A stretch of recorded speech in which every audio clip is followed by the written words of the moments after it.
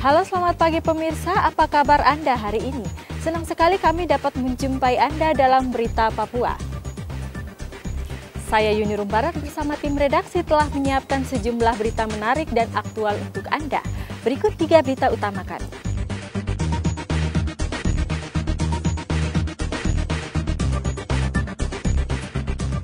Kapal pencari ikan tenggelam di perairan Torasi Merauke, 27 anak buah kapal selamat. Pasca pembakaran kantor KPU dan Bawaslu di Yalimo, polisi akan panggil 2 pasangan calon bupati. Ribuan warga yang datang ke Mapolres Merauke untuk divaksin kecewa karena vaksin habis.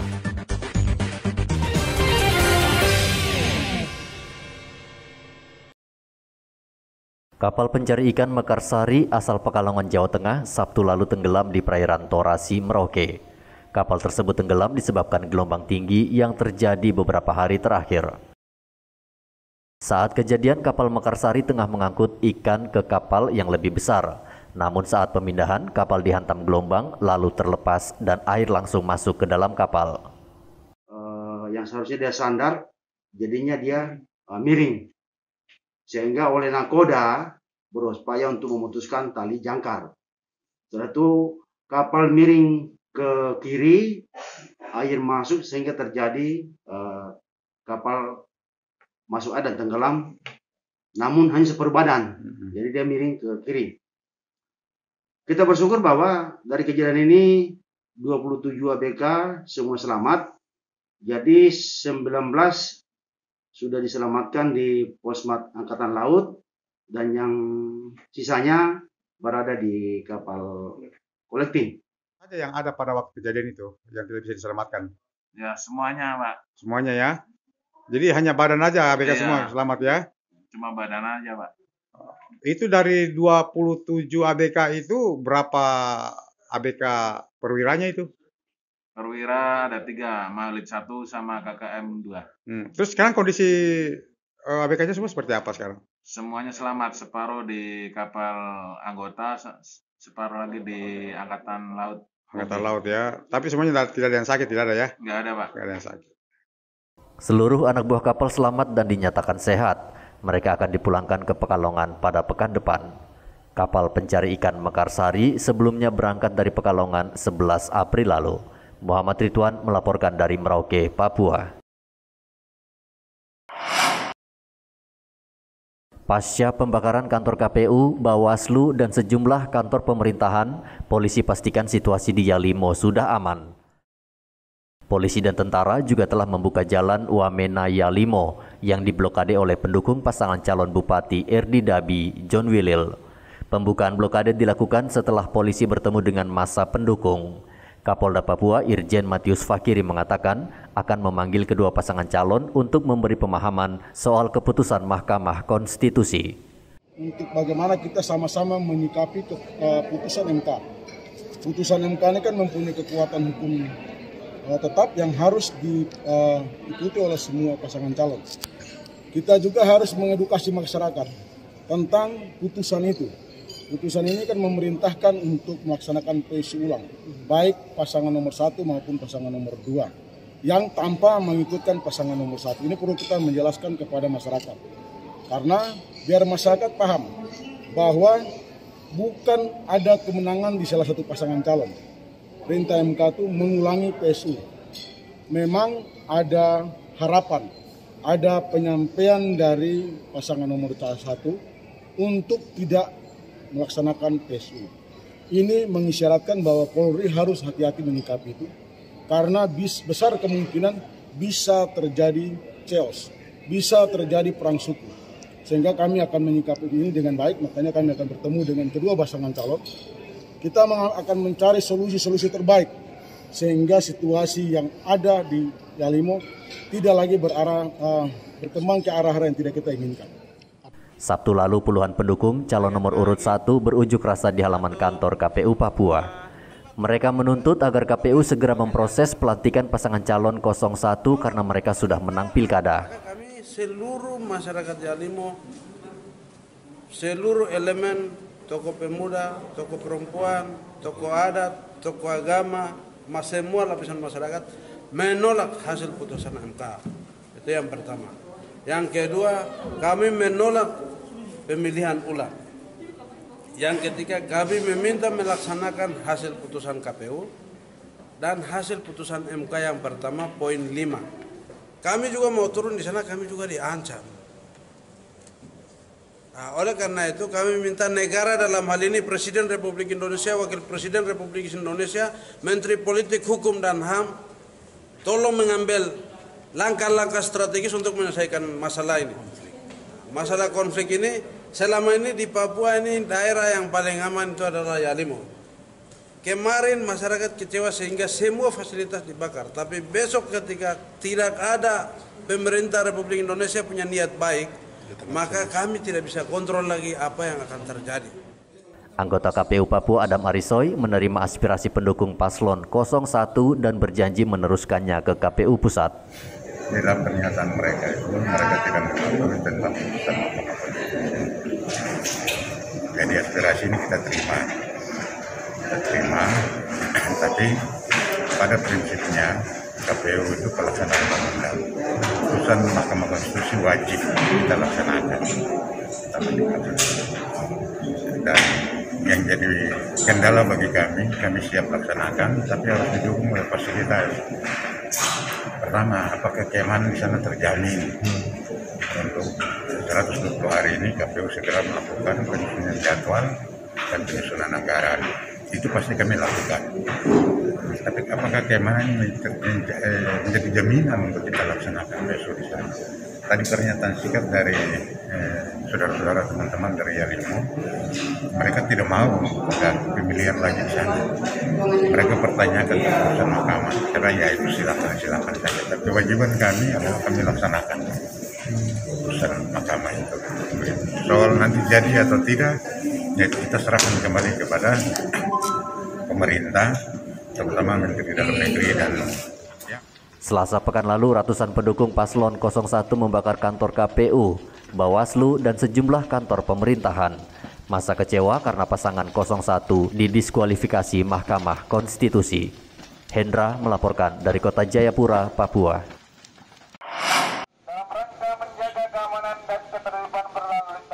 Polisi terus menghimbau pengendara agar tidak menggelar konvoi yang berpotensi menciptakan kerumunan dan klaster baru. Selain imbauan, polisi juga melakukan patroli di sejumlah kawasan ramai seperti di Jembatan Merah Hamadi, Pantai Kupang Dok 2, Lingkaran Abepura, serta Taman Imbi. Polisi menggunakan mobil pengeras suara dan meminta seluruh pengendara tidak membandel karena angka penularan COVID-19 belakangan sangat tinggi. Banyak masyarakat Kota Jayapura yang melampiaskan kegembiraannya, melakukan euforia yang berlebihan, yaitu dengan melakukan konvoi secara bersama-sama, sehingga dapat mengganggu keamanan, ketertiban, dan kelancaran lalu lintas. Apalagi pada saat ini adalah masa pandemi.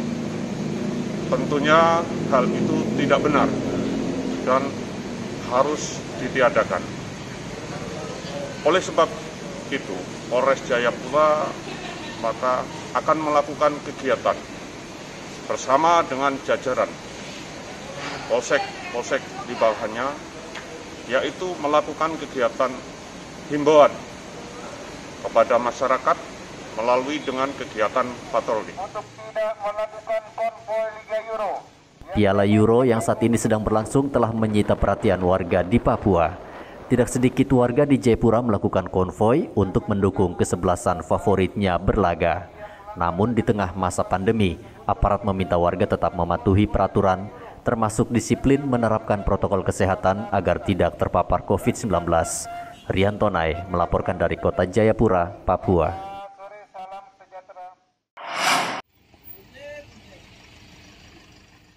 46 ekor satwa liar ini dikembalikan ke daerah asalnya di Papua Sabtu lalu. Satwa liar ini dilindungi dan berasal dari Balai Konservasi Sumber Daya Alam Provinsi Jawa Timur dan Jawa Barat. Petugas BKSDA menyelamatkannya dari warga yang tidak diizinkan memeliharanya. Sebagian lagi secara sadar diserahkan warga ke petugas yang berwenang. Ke-46 ekor yang dikembalikan terdiri dari kasuari, mambruk, nuri kepala hitam, dan kakatua janur kuning. Satwa tersebut dilarang dipelihara masyarakat umum karena spesies langka dan dilindungi. Hari ini menerima 46 ekor satwa liar yang berasal dari Semarang, Jawa Tengah dan juga dari Surabaya, Jawa Timur. Dari 46 ekor satwa ini terdiri dari 10 jenis, ya. 10 jenis, diantaranya kasuari, kemudian mambruk, nuri kepala hitam, juga ada burung nuri kakatua, jambul kuning.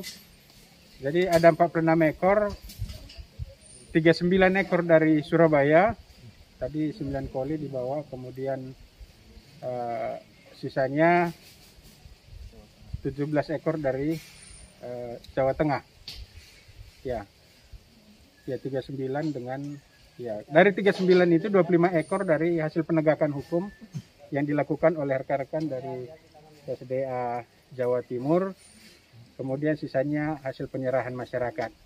Sementara yang dari Jawa Tengah juga yang dikirim hari ini, kami laporkan semua satwa ini sudah dilakukan PCR avian influenza dan hasilnya negatif. Saat ini masih banyak orang yang membawa keluar satwa Papua ke daerah lain. Satwa ini kemudian diperjualbelikan dengan harga yang mahal. Mereka yang ketahuan dapat dikenakan sanksi yang berat. Arthur melaporkan dari Kota Jayapura, Papua.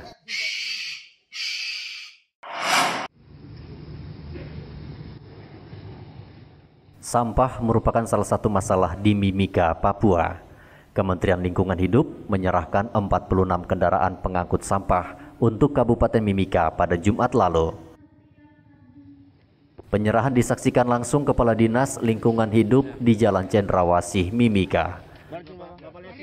46 kendaraan tersebut terdiri dari 16 truk dan 30 motor.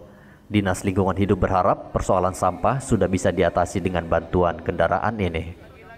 Jadi kegiatan hari ini karena komitmen Bapak Bupati ya terhadap kebersihan kota dan sudah diwujudkan dengan instruksi Bupati nomor 6 kemarin bahwa dalam rangka PON dan Kesparawi kota Timika harus bersih, sehingga seluruh komponen masyarakat ya, pemerintah, dunia usaha dan masyarakat secara bersama-sama bergandengan tangan untuk membersihkan kota ini. Mulai dari lingkungan terkecil RT, RW, distrik maupun kabupaten. Semua masyarakat, dunia usaha, pemerintah secara bersama-sama kita turun bersihkan kota ini. Armada persampahan yang ada ini kita bersyukur selain dari APBD juga dari Kementerian Lingkungan Hidup melalui dana DAK. Pada pemerintah daerah Kabupaten Mimika, Lingkungan Hidup telah memfasilitasi memberikan bantuan nomor 3 untuk sampah pada kami di distrik Mania. Kami di distrik ada 3 kelurahan kampung di distrik Mania ya. Tapi ya kami tetap bersyukur karena masih dilihat, walaupun dapat 2 saja, Kelurahan Inaoga dan Kamorojaya. Kalau Kelurahan Kamorojaya itu kelurahan yang sangat besar. Jadi saya rasa tepat sekali kasih. Memang kenal hal itu. Jadi ya kalau ke depannya lagi ya, kalau ada ya pemerintah daerah bisa lihat mungkin bisa disertikan lagi teman-teman di kelurahan-kelurahan ini. Untuk sistemnya nanti bagaimana? Karena tinggal kembali kepada pihak kelurahannya. Karena mereka yang ditawarkan. Iya. Mereka bagaimana berkoordinasi dengan tiap-tiap RT dan dulu bersama dengan masyarakat bagaimana mereka memfasilitkan kendaraan yang seperti ini untuk bagaimana masalah penanggulangan sampah itu mereka punya. 46 kendaraan pengangkut sampah itu nantinya akan digunakan untuk menjaga kebersihan dan kenyamanan saat berlangsungnya PON ke-20 Oktober mendatang. Mimika termasuk salah satu klaster penyelenggara. Dari Mimika, Papua, Igobat Momolin melaporkan. tetapi tidak mendapatkan. Ribuan warga Merauke sejak Sabtu pagi sudah mengantre di halaman Mapolres Merauke untuk divaksin. Namun banyaknya warga yang datang tidak diimbangi dengan jumlah vaksin yang cukup. Warga kecewa karena mereka sudah antre berjam-jam sementara stok vaksin habis. Membludaknya warga yang hendak divaksin karena kekhawatiran merebaknya varian baru COVID-19 yang lebih mudah menular. Ibu tadi jam berapa datangnya, Bu? Baru datang sih. Baru datang. Ibu sudah cek belangkonya sudah dapat belum? Belum. Sudah nanya? Belum. Sudah kenapa? Sudah tanya. Habis? Baru sini. Sudah nanya belangko situ? Sudah? Belangkonya masih habis. Sudah habis katanya. Jadi enggak mau kemana lagi nih? Ke Aurin enggak? Di Aurin lagi tidak ya? Polres Merauke telah berkoordinasi dengan Dinas Kesehatan untuk menambah jumlah vaksin. Perlu saya jelaskan, memang tadi saya sudah dapat laporan atau dapat by phone dari kita punya petugas vaksinator, yaitu dari Dokes maupun dari teman anggota kita yang di bagian antrian.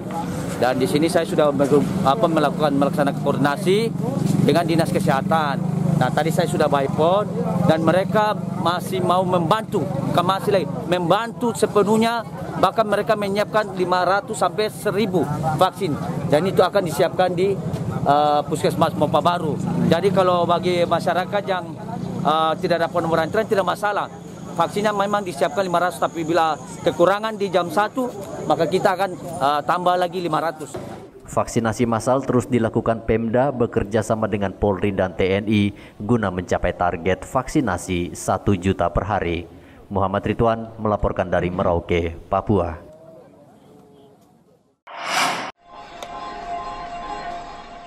Satgas COVID-19 Kota Jayapura terus bekerja keras mewaspadai lonjakan kasus COVID-19 yang mencapai 200 kasus hanya dalam 2 pekan. Penambahan 200 kasus tersebut berasal dari klaster penumpang kapal asal Pulau Jawa dan Sulawesi. Diduga penumpang yang pulang mudik menyebabkan kasus COVID-19 di Kota Jayapura melonjak tinggi. Untuk menekan penularan, Satgas berencana membuka kembali lokasi karantina di LPMP Kota Raja. Pemerintah kota dengan meningkat yang terpapar COVID, maka kita kembali menggunakan LPMP untuk mengkarantina yang terpapar di kota. Sehingga dari kota sempat menurun di awal bulan Juni sampai minggu pertama sisi 84 terpapar, sekarang 280 lebih. Nah, artinya ada peningkatan sekitar 200 selama 2 minggu terakhir ini. Itu dari klaster pelabuhan. Maka kita sudah mengantisipasi dengan melakukan karantina terpusat di LPMP Kota Raja. Saya kira itu. Itu mulai kapan, Pak? LPMP Nah, LPMP kita mulai fungsikan hari ini, ya. Dan tadi malam sudah masuk 39 pasien. Hari pagi ditambah lagi ada sekitar 17 orang yang terpapar dari pelabuhan yang kita masukkan di Pertamina, masukkan di LPMP. Ya, terus bertambah kita masukkan ke situ. Maka kita berharap dengan kondisi seperti ini tetap masyarakat tetap waspada, tetap disiplin, tetap prokes. Rustan juga menambahkan varian baru COVID-19 Delta hingga saat ini belum terdeteksi di Kota Jayapura, namun masyarakat diminta selalu waspada dan menerapkan protokol kesehatan secara ketat. Hendra melaporkan dari Kota Jayapura, Papua. Lansia merupakan kelompok yang menjadi target vaksinasi massal karena mereka paling rentan terserang COVID-19. Namun jumlah yang divaksinasi masih minim dan jauh dari target. Dari 43.000, baru 2.000 orang yang bersedia divaksin di Merauke. Dinas Kesehatan terus menghimbau agar para lansia bersedia divaksin agar tidak terpapar COVID-19. Lansia itu kan kelompok yang kita anggap rentan, kan gitu. Dan dengan faktor usia dan juga mungkin ada komorbid, ketika mereka terinfeksi itu maka mereka akan mempunyai risiko untuk jatuh ke dalam keadaan berat itu lebih besar, kan gitu. Sehingga kita harapkan lansia ini bisa divaksinasi, ya, bisa divaksinasi secepatnya. Sehingga melalui kegiatan serbuan vaksin yang dilakukan nanti lagi oleh Polres dan teman-teman dari TNI hari Sabtu nanti, yang kita harapkan semakin banyak lansia yang mau datang untuk divaksinasi. Nah, untuk memperpendek akses gitu, kita tambah lokasi. Jadi supaya misalnya kalau di Polres dengan ini ya kita bikin untuk hari Sabtu nanti misalnya di daerah Muli dan Sepadan dari Angkatan Udara gitu. Nanti ke depan teman-teman puskesmas juga akan sudah berkoordinasi di tingkat RT RW, jadi mungkin berapa RT digabung jadi satu, mereka kumpul di situ untuk divaksinasi.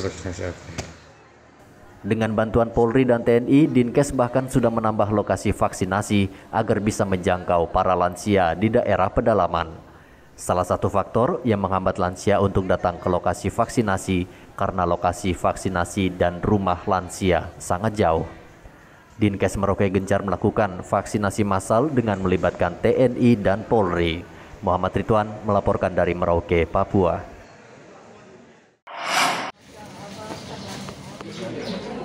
Vaksinasi terus dilakukan terhadap warga untuk menekan tingginya angka positif COVID-19. Jumat lalu, ratusan aparatur sipil negara dan honorer di Manokwari, Papua Barat divaksin. Tidak hanya ASN, vaksinasi juga diikuti warga sekitar kantor Dinas Kesehatan Papua Barat. Munculnya sejumlah varian baru membuat kekhawatiran makin berbahayanya COVID-19 terhadap manusia. Vaksinasi ini untuk menjaring aparatur sipil negara, kemudian CPNS, P3K, di lingkungan pemerintah Provinsi Papua Barat, kemudian juga masyarakat yang ada di sekeliling wilayah. Ya. Bapak untuk target berapa Bapak? Target vaksinasi tidak masalah target, sebanyak-banyaknya siapa saja yang datang. Jadi kita upayakan semua yang datang kita bisa vaksinasi. Ini sampai sejauh ini sudah berapa orang yang sudah ikut vaksin? Saya kira karena sementara berproses jadi pastikan jumlahnya masih bertambah. Kita juga mengatur supaya jangan ada penumpukan di atur. Penularan COVID-19 di Papua Barat yang terus meningkat menyebabkan ASN dan pegawai honorer rentan terpapar karena mereka langsung berinteraksi dengan masyarakat. Satgas menghimbau ASN dan warga yang sudah divaksin tetap menerapkan protokol kesehatan secara ketat. Data Satgas COVID-19 Papua Barat per 4 Juli, pasien positif COVID-19 yang dirawat berjumlah 1.226 pasien. James Aisoki melaporkan dari Manokwari, Papua Barat.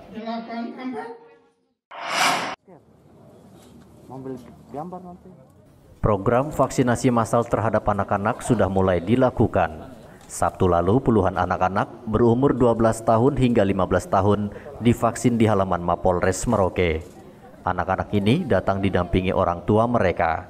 Sebagian besar mereka mau divaksin karena bujukan orang tua, padahal tidak mudah membujuk mereka. Karena jarum suntik merupakan momok yang paling menakutkan di kelompok usia ini. Proses vaksinasi dilakukan sama seperti orang dewasa. Petugas menanyakan mereka satu persatu apakah memiliki penyakit tertentu. Kok kelas berapa? Kelas 1 SMP. Kelas berapa? 1 SMP. Kelas SMP. Umur berapa tahun itu? 12. 12 tahun. Kenapa kamu vaksin? Kesadaran sendiri kah atau orang tua yang suruh? Sudah lulus. Sudah lulus SMP, SD? Iya. Kelas berapa? Umur berapa tahun itu? Umur 12 tahun. Umur 12 tahun. Kau kesini untuk apa? Vaksin. Vaksin. Siapa yang suruh vaksin? Orang tua. Orang tua. Supaya apa kau vaksin? Agar sehat dan agar tidak kena COVID. Ah, gitu. Umurnya berapa itu? 15 tahun. Yang suruh datang sini vaksin siapa? Orang tua. Orang tua. Kenapa mau divaksin kamu? Supaya nggak kena COVID. Berapa tahun umurnya? 16. Kelas berapa itu? Kelas mau naik sudah naik kelas 3. Oh, kelas 3. Kenapa mau divaksin? Hah? Biar kalau kena COVID tidak gitu. berat. Vaksin kali ini vaksin jenis apa, Dok? Sinovac. Sinovac ya. Nah, kalau untuk anak-anak ini, Dok? Tetap Sinovac. Dosisnya sama, semuanya mekanismenya sama. Dok, kalau untuk anak-anak memang ada sistem yang lain digunakan oleh medis untuk melakukan vaksin untuk mereka. Anak-anak ini kan cukup banyak ini. Tidak ada yang berbeda. Semuanya sama. Semuanya sama. Observasinya kalau selesai vaksin juga sama, Dok? Sama semuanya. Apa yang dianjurkan untuk anak-anak setelah vaksin ini? Apakah sama dengan orang tua? Sama semua ya. Ada perlakuan khusus tidak ada. Oh, tidak ada. Kalau untuk dampaknya, Dok, bagi anak-anak tidak ada juga? Tidak ada, karena sudah diteliti dan gitu. Sudah mendapatkan izin dari Balai POM dan Kemenkes. Edaran dari Kemenkes dibolehkan 12 sampai 17 tahun. Badan POM sebelumnya telah mengizinkan penggunaan vaksin Sinovac digunakan terhadap anak-anak yang berusia 12 hingga 17 tahun dengan dosis yang sudah ditentukan. Anak-anak belakangan menjadi kelompok yang juga rentan tertular COVID-19, khususnya virus dengan varian Delta. Muhammad Ridwan melaporkan dari Merauke, Papua. Penyebaran kasus COVID-19 di Merauke semakin mengkhawatirkan. Penyebaran tidak hanya di pusat kota, melainkan sudah masuk ke tingkat kecamatan di pedalaman. Seperti di distrik Kurik, kasus COVID-19 melonjak hingga 11 kasus. Agar tidak semakin meluas, polisi gencar menyemprot cairan disinfektan di setiap rumah warga. Selain itu, polisi juga melakukan pengawasan ketat terhadap setiap warga yang keluar masuk kecamatan. Kami dari Polsek Kurik bekerja sama dengan para distrik dan aparat kampung melaksanakan penyemprotan desinfektan di semua kampung karena meningkatnya COVID-19 di wilayah kami, distrik Kurik. Untuk itu kami bekerja sama dengan aparat kampung serta Babin Kaptimas dan juga Babinsa yang ada di distrik Kurik.